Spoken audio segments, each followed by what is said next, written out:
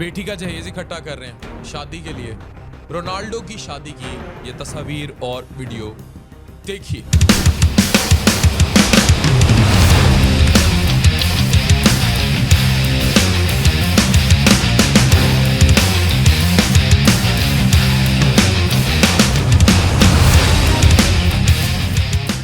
दुनिया का अमीर तरीन और 104 बिलियन डॉलर की वर्थ रखने वाला फुटबॉलर क्रिस्टियानो रोनाल्डो इंतहाई सादगी से शादी कर लेता है। वो अलग बात है कि पार्टनर के साथ कितने साल से रह रहा था, कितने बच्चे थे, कितने नहीं थे, लेकिन ना वो जेज दे मसले, ना वो खाना की देना है, किन्ने बंदा नु खाना देना है, की करना है, लोग की सोचणगे, दमाद को क्या पसंद है, क्या नहीं पसंद, मोटरसाइकिल दी है कि नहीं, वो तंबू लगा के नुमाइश की है कि नहीं, ऐसा कुछ नहीं। कर्ज उठा उठा कर किसको मुतासिर करते हैं? मादियत परस्त दुनिया मादियत मांगने वाली बेटी को कैसे खुश रखेगी? ये कुछ क्वेश्चन मार्क है। मैं चाहता हूं ये वीडियो हर उस बेटी के लिए है जो जहेज के चक्कर में चांदी के बाल लिए घर बैठी है, शादी नहीं हुई। दुनिया के अमीर तरीन और कामयाब तरीन फुटबॉलर में शुमार होने वाले शख्स जिसकी दौलत ब्लूमबर्ग के मुताबिक तकरीबन 1.4 बिलियन डॉलर तक बताई गई है, उसने अपनी लंबे अरसे से साथ रहने वाली पार्टनर जॉर्जिना से 11 अगस्त 2026 को पोर्टुगाल में शादी कर ली। रिपोर्ट्स के मुताबिक दोनों तकरीबन 10 साल से एक दूसरे के साथ लिविंग रिलेशनशिप में, ये एक अलग मैटर है, लेकिन शादी पे खर्चा कितना किया वो अलग मैटर है। शादी किसी बहुत बड़े महल, हजारों मेहमानों या दुनिया को दौलत दिखाने वाले मेगा इवेंट में नहीं हुई। आप खुद ब्रांड हैं तो आपको किसी इवेंट की जरूरत नहीं है, आप खुद मेहनती हैं। यहाँ तो कपल सारी सारी जिंदगी कर्जा ही उतारते रह जाते हैं। पोर्टुगाल का साहिली शहर है कैस्केस, उसमें एक सिविल सेरेमनी हुई जिसमें उनके अपने ही 5 बच्चे भी थे।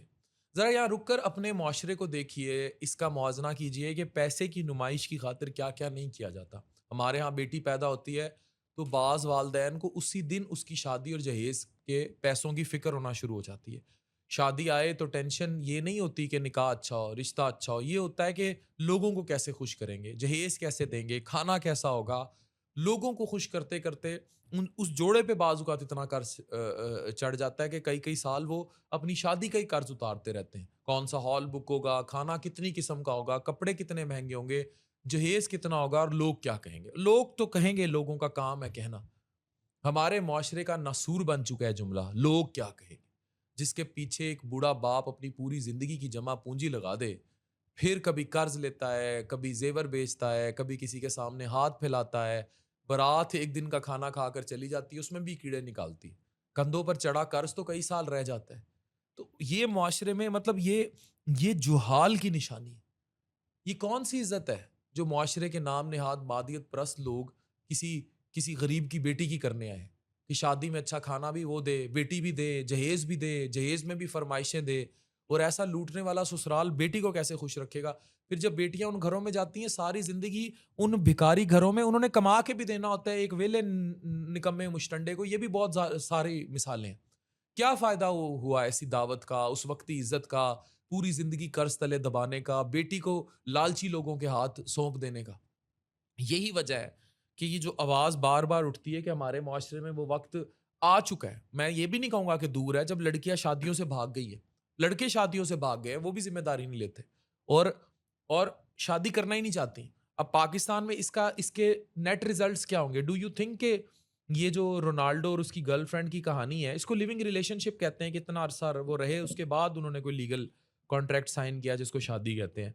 पाकिस्तान में लिविंग रिलेशनशिप्स का ट्रेंड बढ़ है। पाकिस्तान के बड़े मॉडर्न शहरों में खवातीन इंडिपेंडेंट रह के वो चाहती नहीं है कि वो शादियां करें।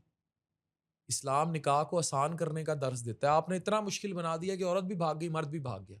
फिर लिविंग रिलेशनशिप्स आम होते हैं। आप देखिएगा 2030 के बाद, मेरी वीडियो संभाल के रखें, 2030 के बाद होगा क्या?